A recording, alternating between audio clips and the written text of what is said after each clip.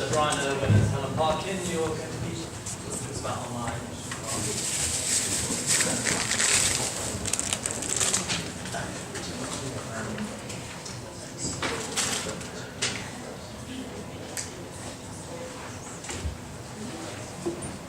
Okay, so my name is Brian Irwin. I'm the head of technology and advanced learning. This is Helen Parkin, who's in my team. And we're not exactly doing a TeachMeet in the same way some other people have. We're kind of hoping to get a bit of information from you, actually, more than tell you lots of new stuff. You may or may not be aware, but there's a big project called the Assessment Journey Program of work that's happening at the university.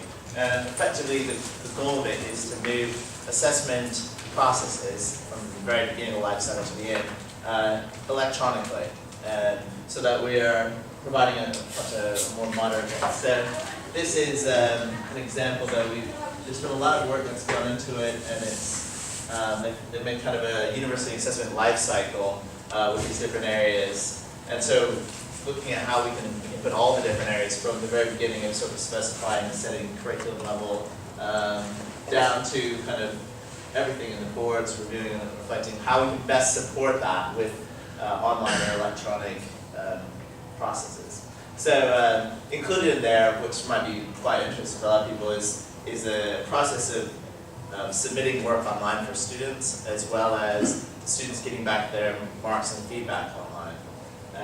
So with that in mind, there's been quite a big project which is looking at this. And we've looked at a lot of data around who's already doing online submission of work, how many people are returning feedback online, things like that. And one of the gaps that we've identified is it's hard to tell from the data sort of marking practices, because typically marking practices are done sort of by the actual lecture. We don't necessarily know sort of where people are marking, the tools that they're using to mark with.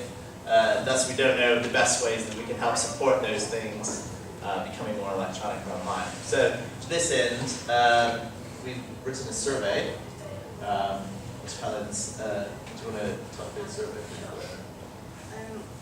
So the survey's gone live this morning, but we're not actually going to be publicising a survey until next week, next grad week. So there's another Padlet here. If you could log in, you should all know how, thanks to Sarah earlier. We're going to actually go through some of the questions on the survey. There's a link to the survey. Do you want to zoom in on the Padlet thing?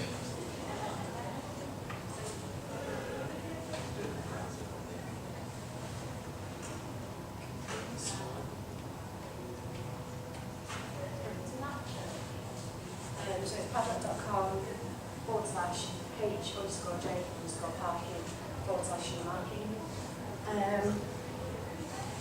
There is a link to the survey there, so if anyone does want to get ahead of time and complete the survey this week. The full survey covers a bit more. We're just asking 3 questions during this session, but to try to understand things where we don't really know about staff practices, as well as staff preferences, because there might be practices that you are doing through particular constraints that you have now, but actually your preference would be to do something a bit differently, and if we can better understand what that is, then we might be able to better design the systems and processes to help support that. This is following on from some research that we did last year, and it was qualitative, and we did interviews, so it's really in depth. So now we're trying to get a better idea of the practice across the university more widely. So we're looking at submission, marking, and how you feed back to students as well. 3 questions that we'd like to ask you today are: what type of feedback do you prefer to give to students? Where do you mark and create feedback? And what would support you with marking and feedback online and electronically? So if you could go ahead and write some things on the Padlet answering Q1 and A1, then we can capture that data. Also, feel free to shout out over to you, really.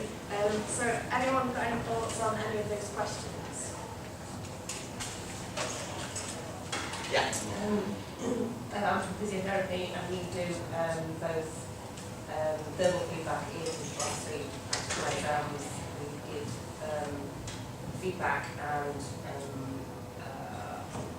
feedback on scripts as well, so verbal and written feedback. So, just from my own personal point of view, I find it really difficult to actually give feedback in Blackboard, written feedback feedback in Blackboard, so I always download it, Yeah. do the feedback on the script, and then re-upload it. Yeah. Just because I just find it really difficult to do that via Blackboard. Okay. You mean using the sort of inline marking thing? Okay. Yeah, it just doesn't. It doesn't work as quick as easily as you hope it to. Okay. The biggest thing you can do is ask for our team to default that Chrome is the default browser, not Explorer, because when you grade marking in Blackboard, it screws up and you have to switch to Chrome. Okay. So it's straightforward. If you could get everybody's desktop defaulted to Chrome, we'll be happy. Okay. Sorry.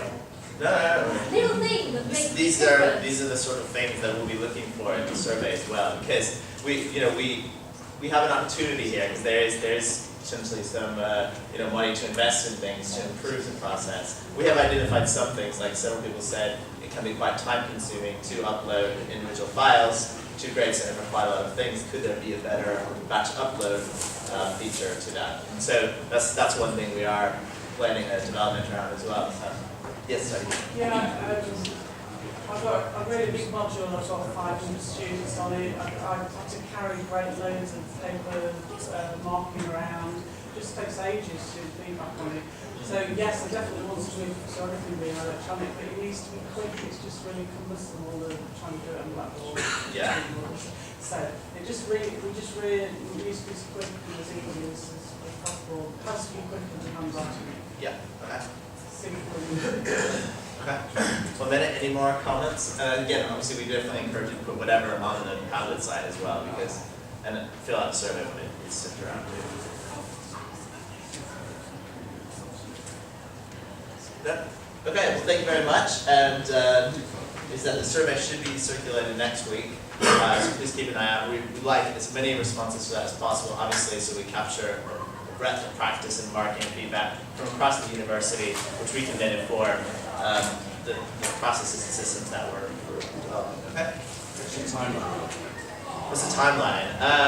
The current kind of thinking is that sort of next academic year we would be doing working with particular departments or areas to try and test out some of the new things we're building and make sure that we're getting it smoothly, with a view that in sort of September 2016 it will probably be level 4 and level 7 would start doing it as a requirement essentially, and then the year after with everyone doing it. But that's still something that needs to go to academic board. Right, thanks very much to Brian Irwin and Helen Parkin. I'm sure they'll be around today to pick up on any more questions in here from you. Thanks. Now,